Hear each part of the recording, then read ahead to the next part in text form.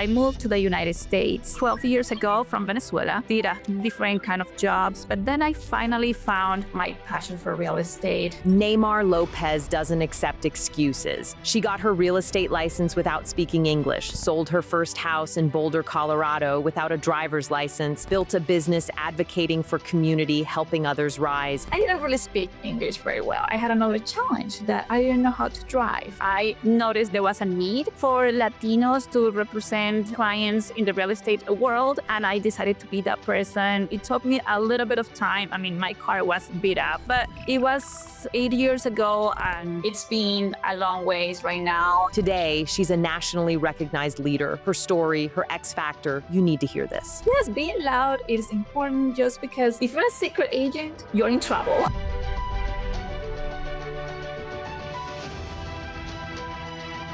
Hi, everyone. Welcome to another episode of X Factor Marketing.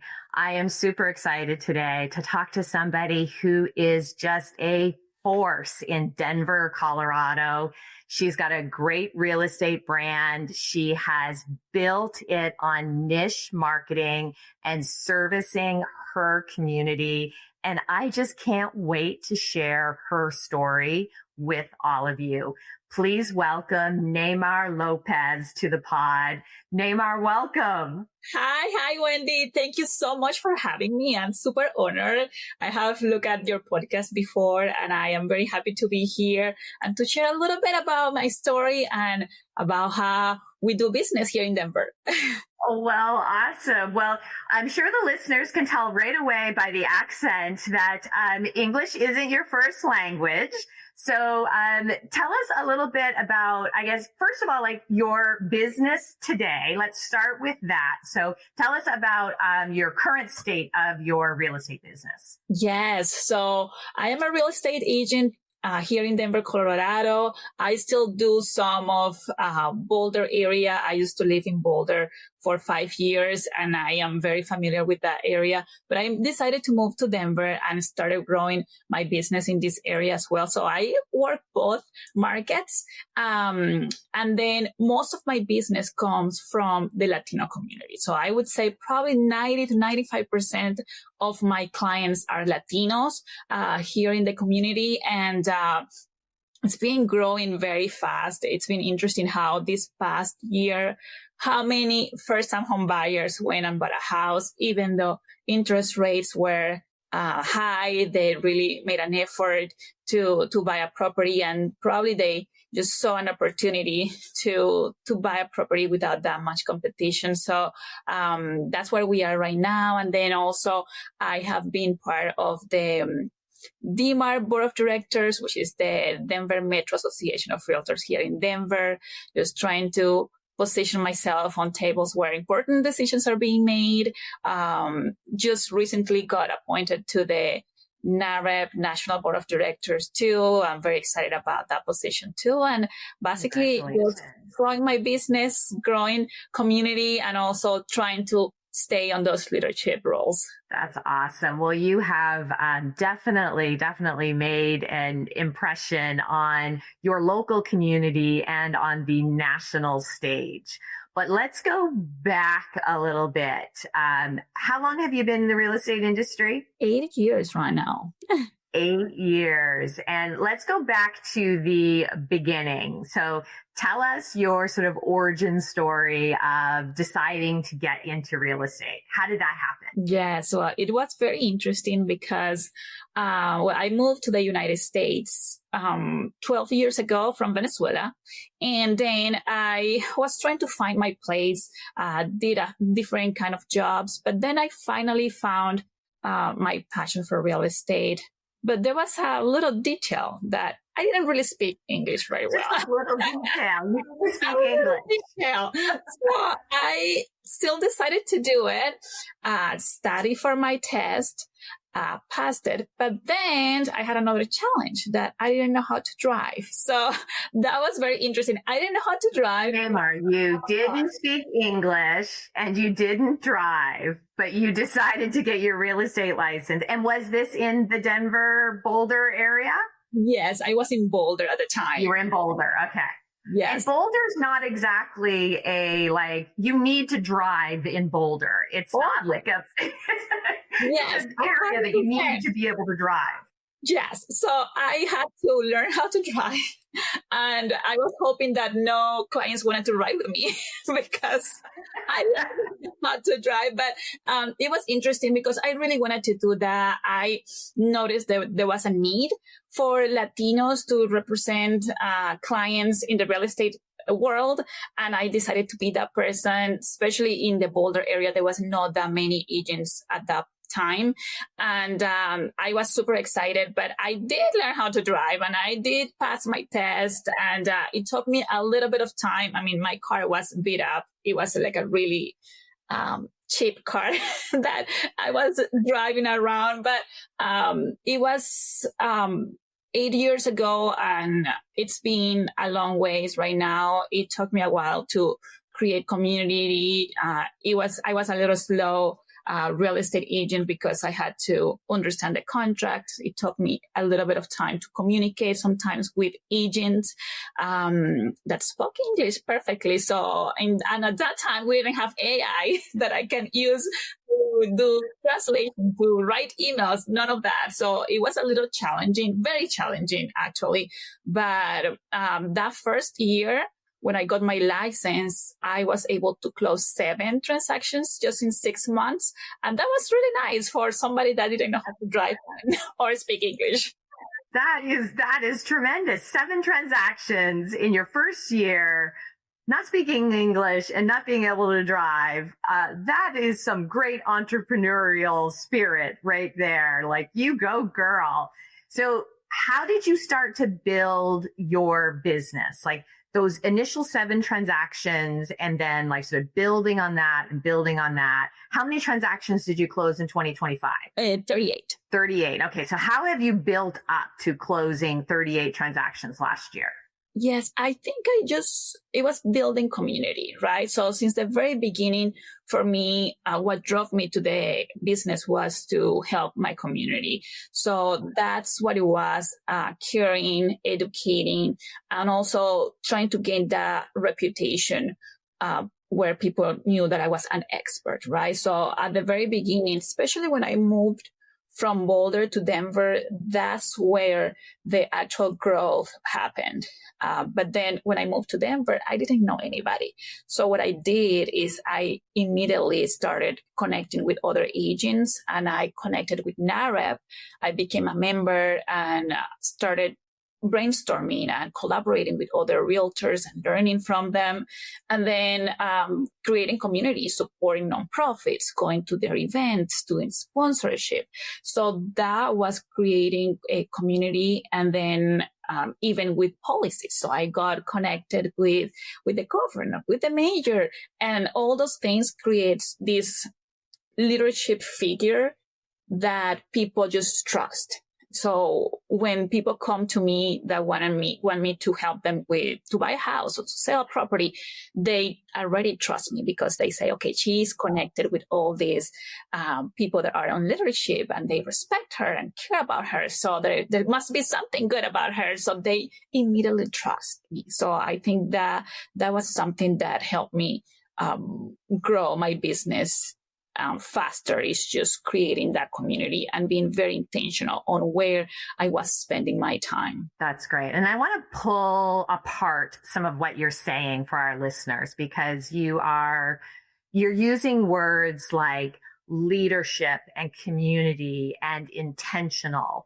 And those are such powerful words, and they are brand building words. And you have built your brand around leadership, around community, around intention. And you've shared all of that very purposefully through social media. And that is, I think, one of the things that has helped you build your business and your brand so beautifully is we see everything that you do if we visit your Instagram account. So you're not just doing it in the shadows, right? You're doing it for us to see. You're sharing it, which is such an important part of what we need to do as brand builders today, as marketers today. So tell us a little bit about how you approach sharing all of those things that you do through social media, and in particular through Instagram as one of the main pillars of your brand. Yes. So I believe that being loud, it's important in this market, right? In this industry of real estate. So yes, thank you for saying that. Being loud is important because I think especially as women, right, we tend to not be loud. And I'm going to go out on a little bit of a limb here and say, like, maybe even as a Latino woman, right, like being loud in this way about our business and our entrepreneurship is not something that we probably do enough of. So I'm just so in awe of you. Like, you're doing such a tremendous job. So tell us more. Tell us about it. I want to hear about it. Yes. So yes, being loud is important just because if you're a secret agent, you're in trouble 100%. And then it's not bragging either. So it's about inspiring other people as well. So when you're sharing that, hey, I was able to help this many people to buy a house, in my case for first-time home buyers, then somebody that probably is thinking that they cannot do it, they reach out to me and say like, well, if she helped these people, maybe she can help me too. And I think it also inspires other agents as well to do similar things or to grow their brand as well. Like if Neymar is putting all this beautiful logo together, or every time she sells a house, she creates this beautiful marketing piece, then I can do it too. So, and I think that's extremely important. I even share on social media my daily life. Right? I use a lot of the stories. I use stories for everything to make sure everybody knows who I am. It is free marketing, starting there.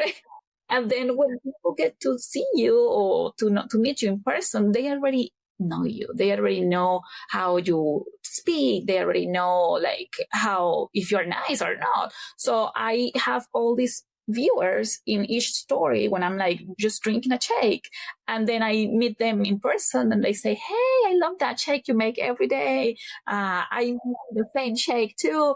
And then you create those connections, and then you start attracting the people that have similarities with you.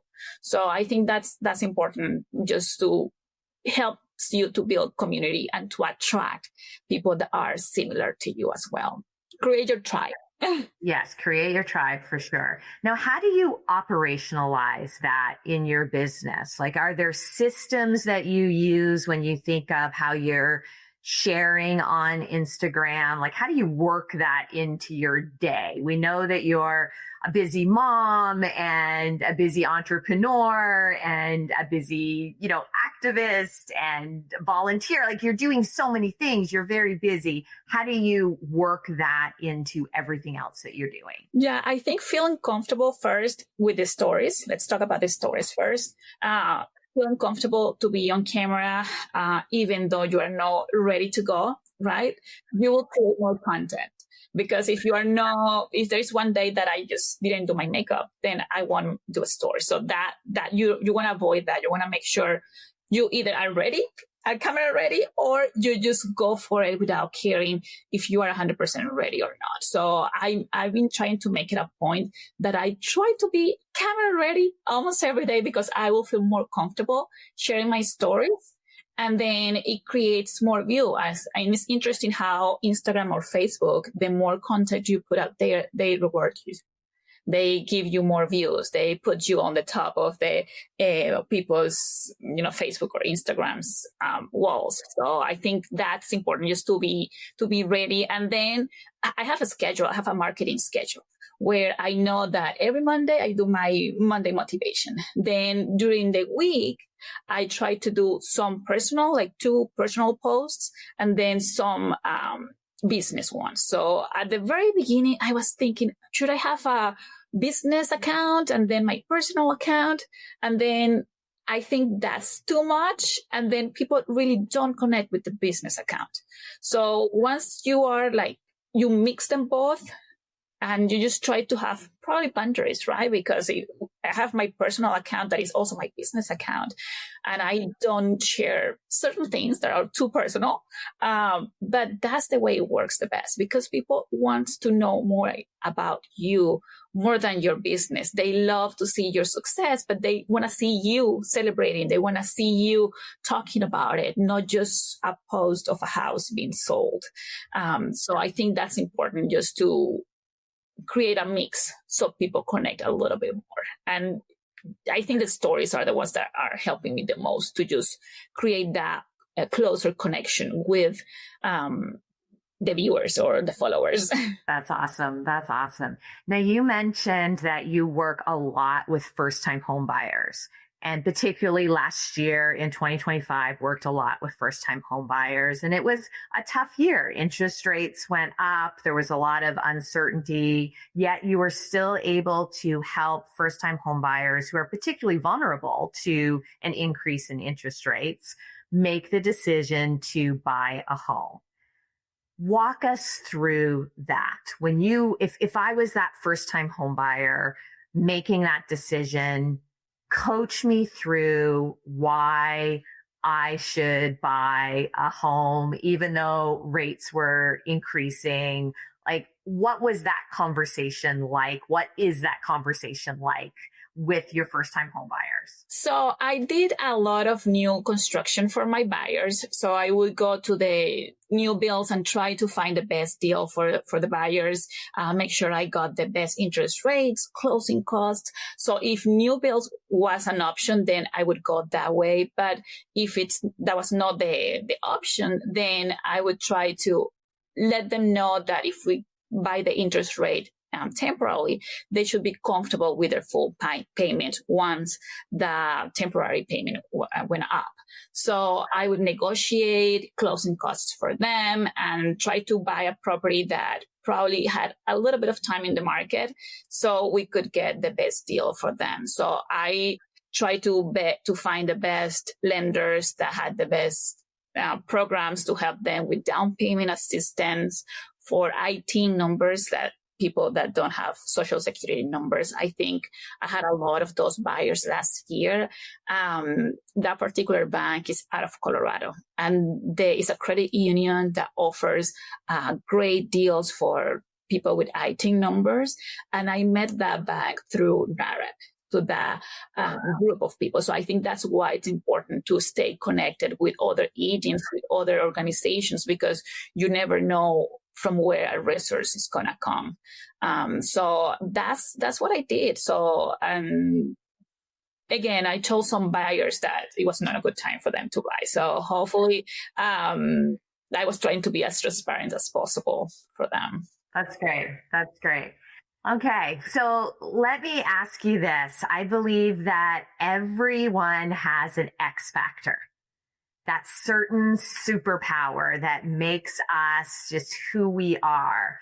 What do you think your X factor is? I keep saying that my X factor is being a top producer that has her heart on advocacy. So even though I am growing on this market, even though I'm thriving and I'm growing, I don't forget about my community.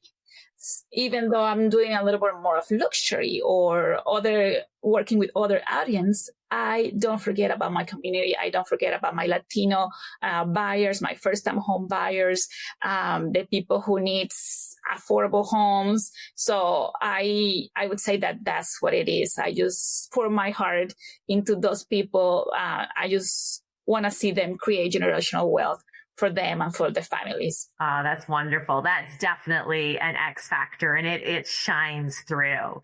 Now, I'd be remiss if I didn't share with our listeners that you and I only recently met each other, although you have known some folks that I know and we know here at eXp for some time. You've only just recently joined the eXp community from another brokerage. And I'm just curious if you would share what made you decide to join eXp. Yes. So I knew that I wanted to make a change. since probably the beginning of last year, and I did a lot of research. A lot of research. A lot of research. I talked to many agents on different brokerage, and I definitely loved the culture that EXP has. I went to EXPCon before I joined, and that was mind blowing. I was sold right away. It was amazing just to see how people were collaborating, connecting. The whole community and culture was very impressive. I felt, that almost 70% of agents who are not with EXP, who come as guests, we call them explorers, to EXPCon, end up joining us, almost 70%. And you're that part of that statistic now, because we always say that culture is something that's hard to articulate, but when you experience it, then that is a whole different thing, right? And you got the chance to experience our culture. Well, I did love the value given away as well. I went to all those, I saw the speakers and I was taking so many notes. I was recording them talking because there was so much value. They were just sharing with no egos, with no reserves. And to me, that was incredible. I loved the group that I am with too, just because how they use technology to grow their business, how they're using AI, how they're using YouTube. So I think that entrepreneurial piece, I loved and I was missing it. I felt that, where I felt more like I was in a corporate world than trying to be more entrepreneur and grow my own business, my own brand. That's awesome. Well, we are so thrilled to have you here at EXP. And thank you so much for sharing your story and your passion and your insights on building your business and building your brand with us. You truly are what embodies X Factor. And I'm just so delighted that we got to sit down and to chat today. It has just been so much fun getting to know you. No, thanks so much for allowing me to share my story. This was amazing. You're very welcome. Thank you.